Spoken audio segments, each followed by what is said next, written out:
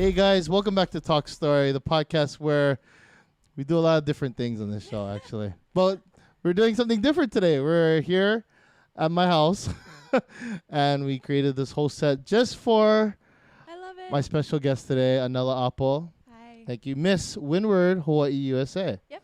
Yep. That's me. And you will be participating in the Miss Hawaii USA pageant in 3 weeks, right? 3 weeks. 3 20 weeks. days at the Hawaii Convention Center, November 10th. At Be there. 7 p.m. just in case. Yeah. anyone Just a wants to plug go. in, Yep, right? Little plug. Yeah. So tell us a little bit about yourself before, just so people can understand, who you are and Yeah. how you got into being going into pageant. So born and raised in Kailua, which is why I'm super happy to be representing the Windward side. Mhm. But growing up, I was never interested in doing pageants. I played volleyball and swimming for 10 plus years, and kind of a tomboy. So anything girly, like, it wasn't really my thing. So my friends and family were kind of shocked, to see me do something like this. But I was away in California going to school for a while and had gone through a lot physically, emotionally up there, and just needed a change. And I knew that there was a prelim competition to Miss Hawaii USA, and the girls that usually run in that competition were super successful. And I saw that and wanted to join, and I was interested in it last year, but still felt like I wasn't ready. So I didn't compete last year, and the directors of that pageant were like really mad at me for not doing it. So they said, you better come back next year and try out. And I did a year later, and this June competed at the Hawaii USA prelim and became Miss Windward USA. And now 3 weeks out till Miss Hawaii USA, and so much has changed for me this year, but just super happy and grew so much this year, and I'm excited and nervous, but it'll all be over in 3 weeks. So just enjoying every moment of it, really. Yeah. Tell us about the preparation leading up to November 10th. It must be crazy right now. Yeah. Well, physically, the obvious diet and exercise. I actually don't like to talk about it that much because I think people already think that pageants are all about how you look, which is not the truth at all. I mean, yeah, I do exercise and watch what I eat, but it just has become a lifestyle for me, and it's more about being healthy than looking a certain way. And that's kind of the message that I want to share. And although I try to, cut out the bad stuff, I eat pizzas here and there still, and I don't think that's a bad thing. But yeah, that's just a small part of it. But preparing mentally is probably the hardest part. You're getting judged on definitely. stage in By a thousands of swimsuit. people. Yeah, by people who don't know you at all. Most of the judges are from the mainland. They aren't even from Hawaii, which most people don't know. So trying to convey your message and your brand to people who aren't from here and who are strangers is kind of difficult, but it made me really dig deep and try and find out who I am and where I want to go in life. And it's kind of like a crash course in soul searching and finding out who you are. And I feel really lucky because it's something valuable to learn at such a young age. I'm 21, and I feel lucky to know my purpose and who I am at such a young age. So yeah. Very good. Yeah, there were a lot of struggles going through this process. My coaches, I love them so much, but they're tough, and they put you through different interview situations or on-stage questions that challenge you and challenge who you are at the core and in your heart. And sometimes, you can't answer a question and you just cry because you don't know the answer. And a lot of the times I don't have the answer to certain questions that we go through and get asked in practice, like how would you solve world hunger? And it's like certain things like that are kind of difficult and challenging, but you just got to do it and not give up. It's really easy to give up in this kind of thing because like I played volleyball before, right? So I had a team that wouldn't let me give up, but now it's just on me. And it's been a good learning experience that way because I don't have anyone to fall back on. I really have to be disciplined, and that's one of the biggest things that I've learned from it. So one of the funniest things I've seen recently was those Japanese tourists that approached you. So how does it feel with people actually coming up to you and, you know, hey, like they recognize you on like social media, from social media or other different platforms? It's strange. It's nice, but it's kind of weird because I've never experienced anything like that before. And what he's talking about is that we had a girls' night out for the pageant, and we were taking pictures in Waikiki on the street, and this crowd of tourists just came and were taking pictures, and they were so thrilled and excited to see us, and it was like paparazzi. But it's a cool position to have because you see how wide your influence can spread, and hopefully for me, I want to use my platform for the better and make positive changes in the communities that I care about. So I can get some weird messages on Instagram, some shady comments, but ultimately it's a blessing to have like this new influence and reach. And fans. Yeah. Isn't it crazy? It's still kind of weird to me. Like to me, it's weird too.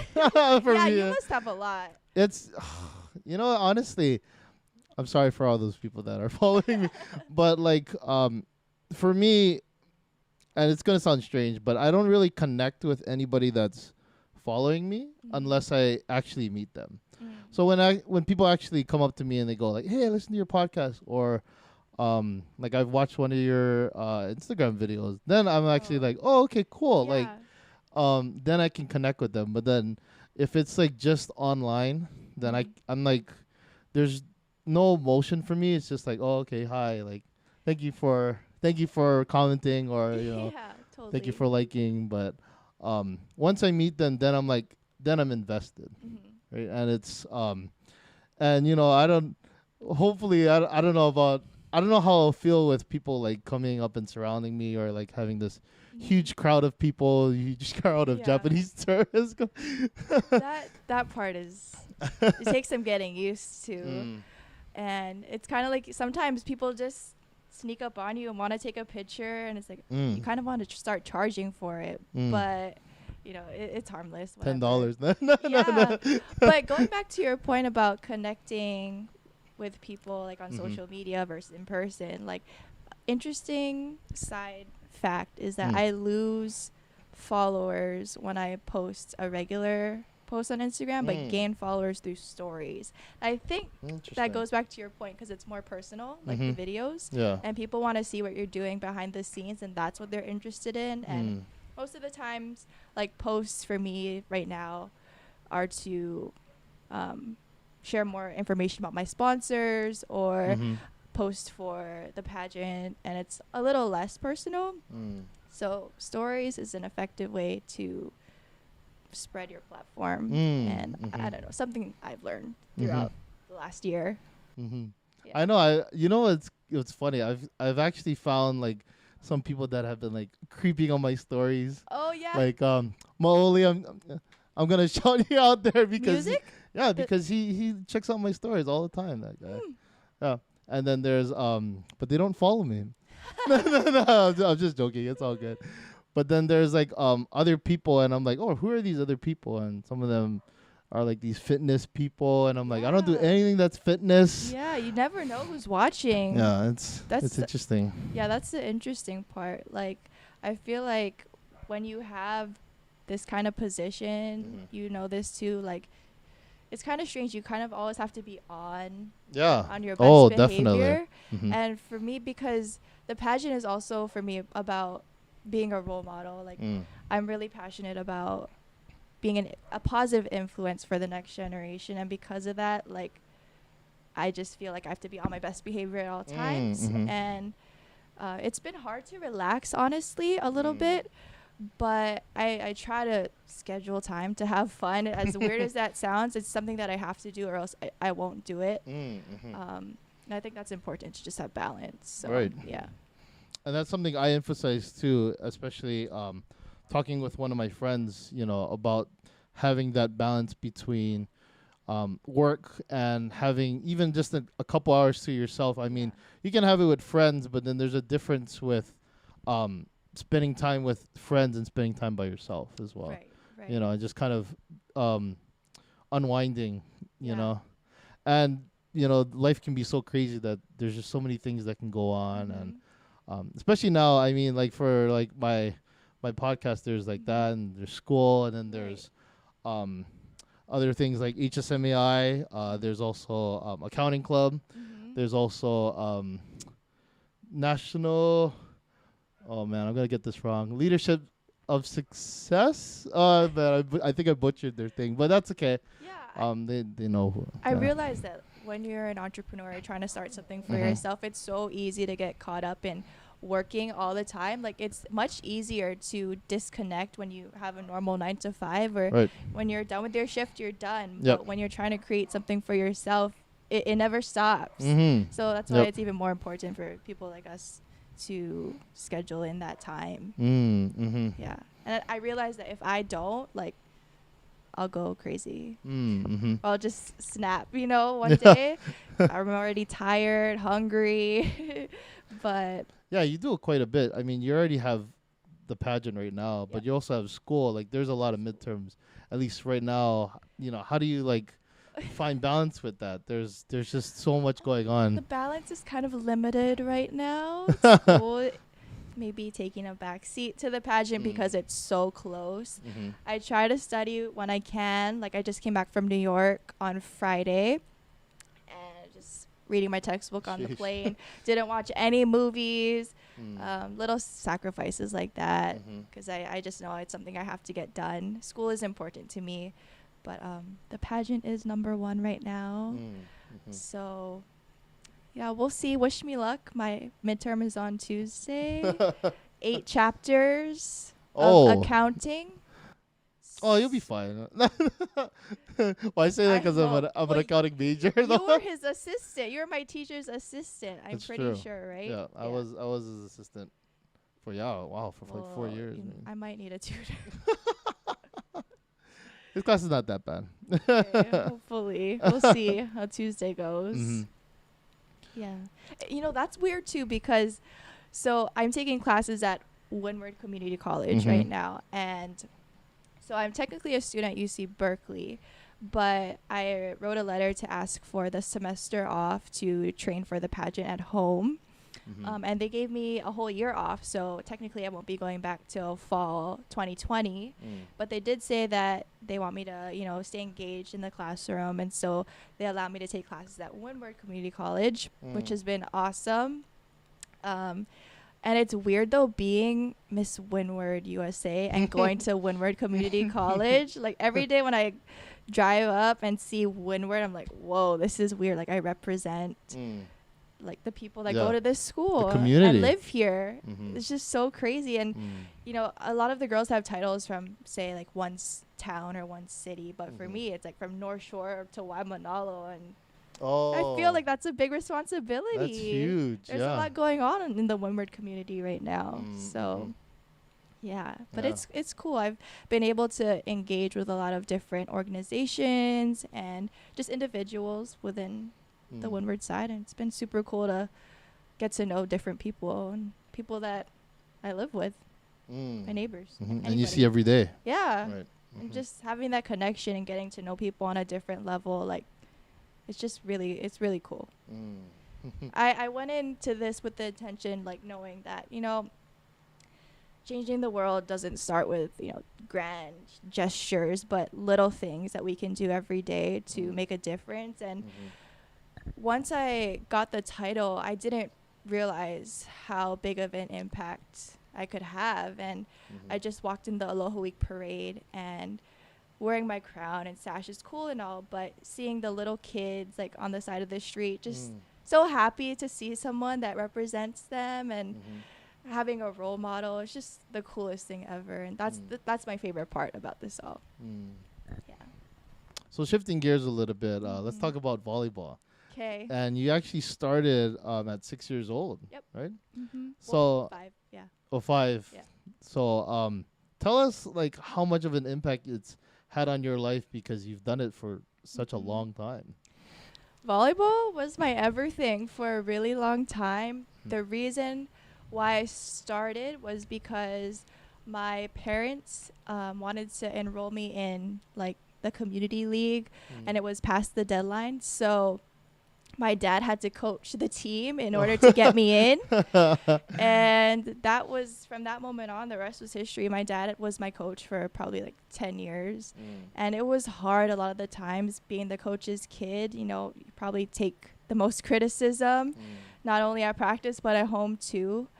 But it was also cool because it was a way for my family to bond. We would practice and train and then go to UH volleyball games and go to games on the mainland. But that discipline really helped to prepare me for Miss Hawaii USA. Not only in like forms of training, but being resilient mentally. Because there were a lot of times in this process this year where I felt defeated, but because of the training I had from volleyball and playing sports, I just knew I had to pick myself up and keep going.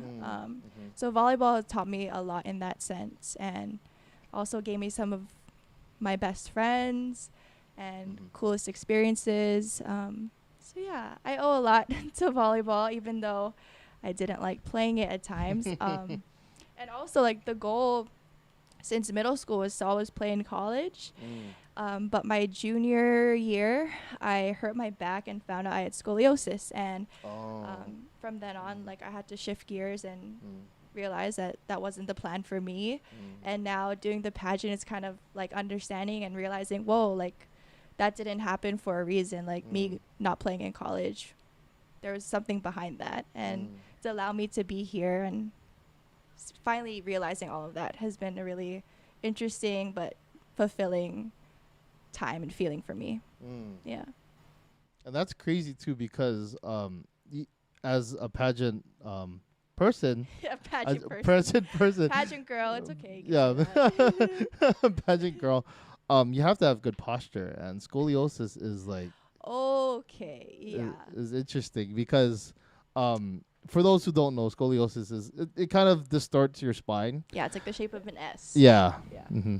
So funny story. So when I first started working with my trainer for the pageant in March, I think, like I could barely do the workouts because of my back. It was so weak. So at first the goal wasn't even to lose weight or, you know, do X number of squats. It was just to like stand straight.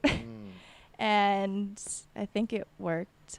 There was lots of yoga involved and stability stuff, but it was crazy. Like at first my training was just about posture and standing on my 2 feet evenly because I couldn't even do that before. Wow. Yeah. That's crazy. Yeah. Sheesh. Yeah, there was one point my senior year, I was still playing volleyball even though my back was hurt. And my poor mom, she had to like help me put on my clothes and like take me to the bathroom at 18. Like that's so embarrassing. But again, resiliency, learning experience helped me in the pageant so much too. And the strength that you have to kind of persevere through that too. Yeah. That's amazing. Thank you.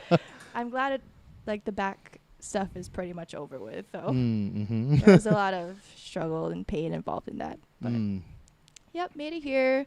I'm gonna be walking in 6.5-inch heels in 3 weeks on stage. So that's crazy. But yeah.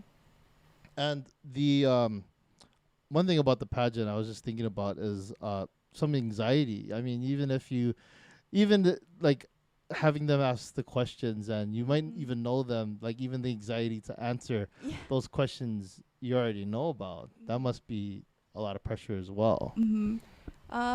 It gets easier when you practice a lot. My coaches are really good. They call me maybe 3-4 times a week just to practice questions on the phone, or we meet up Oh, and interesting. yeah, they'll have a panel of judges and we'll be standing in front of them answering questions. But I think the number one thing that helps me with that is to just breathe before going into any interview or practicing on stage questions. Just to slow down, the breathing really helps. In May I finished my yoga teacher certification. Wow. So learning how to breathe was super important. Thank you in that, and super helpful in the pageant too. Yeah, but yeah, there is a lot of anxiety involved. But I haven't felt it so much. Probably the closer it gets, I will.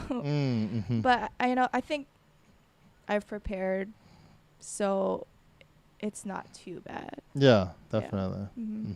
Well, we won't know until November 10th, right? Yeah, we'll see. Yeah, we'll see.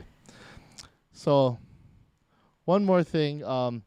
Just tell our audience what kind of message you want for them in regards to what they can get from this podcast. This podcast? Yeah, specifically with you as our guest today. What message do you want to Well, I guess tell I'll our just audience? talk a little bit about why I'm doing Miss Hawaii USA. So I grew up as an only child, and although that made me really independent, headstrong, and determined, I did spend a lot of time alone as a kid. And so coming into the pageant, I knew that one of my biggest reasons for running was for the next generation. And I know that even no matter what age you are, you're always going through a challenge in your life. And for the kids in our state, I feel like I just want to be there for them. Because there are many times where I wish that I had a bigger sister, a role model to look up to and have to just talk to sometimes. And so for the events that we go to and the appearances, I think it's really important to not just show up and wave and smile with your crown and sash, but to get down and do the stuff that people don't want to do and really connect with others and bring back that sense of humanity that I feel like our society kind of lacks right now. As great as social media can be, we can be attached to our phone a lot of the time as well. Definitely.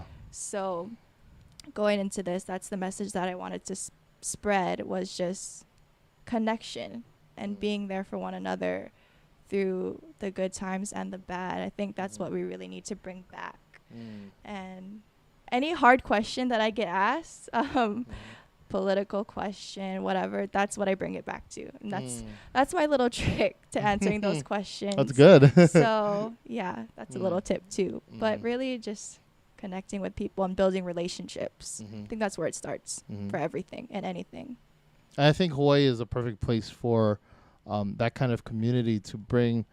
I mean, if you look at the news right now, there's a huge movement about the Hawaiian people coming together and unity, but also people from outside of Japanese, Japanese supporting our community as well. And others that are just not even Hawaiian that are coming together and trying to protect the community we have here, or preserve what we have, and make sure it doesn't go crazy going forward. Yeah, as a Hawaiian, seeing the support from outside communities has been so cool, and seeing everyone come together. I went to Mauna Kea actually at the very beginning of this all. Oh yeah, and seeing all the flags of different countries. Yeah, and it's cultures crazy up there.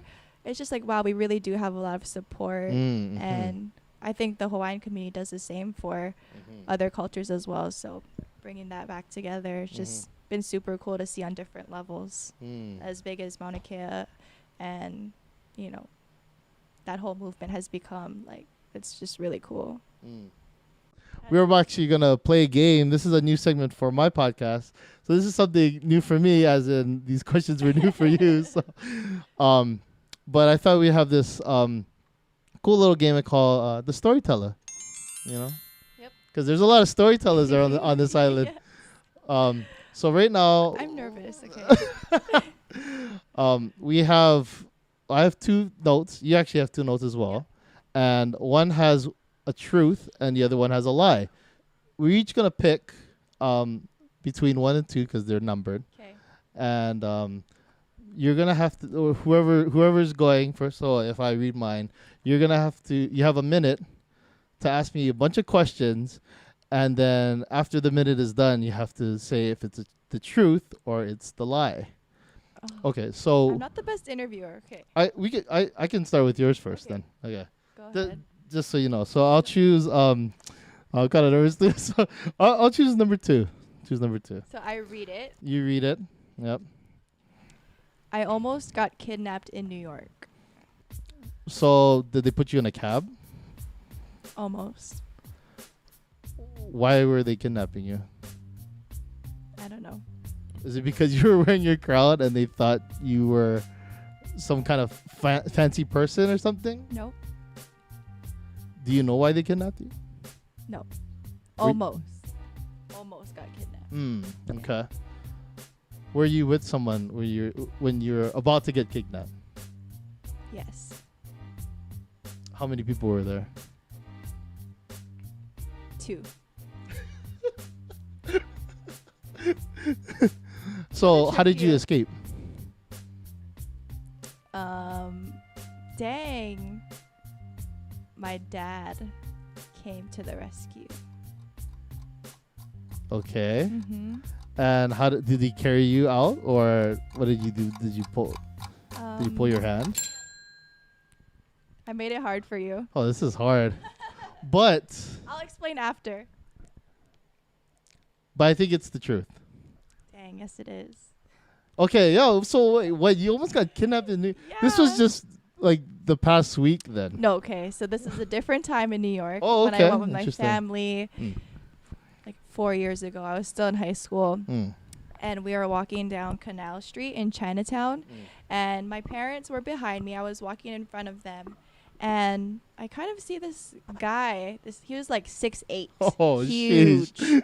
Start walking next to me and really close. Mm. And then he starts like getting closer and closer. And he grabs my arm and just starts walking really fast, like walking away with me. Oh my gosh. And then my dad just like, that was the fastest he's ever walked. And he just grabs his arm and like throws it away from mine. Oh wow. And the guy like ran away. Oh, sheesh. Yeah, it was scary. Wait, how old were you? 15. Oh my gosh. Mm-hmm. Oh, that's scary. Yeah, Shoot, so when I man. went to New York by myself this week, You brought a gun. my dad was really, really nervous. He about brought a that. gun. Yeah, he would have given me one if he could. But yeah, Oh man, that's didn't get kidnapped this week in New York. that's scary. Mm-hmm. That's nuts though. At 15. Oh, sheesh. Yeah. Can't imagine that. You know, at the time, I didn't even realize what was going on. Mm. I only realized after that someone was trying to kidnap me. Oh my god. Yeah.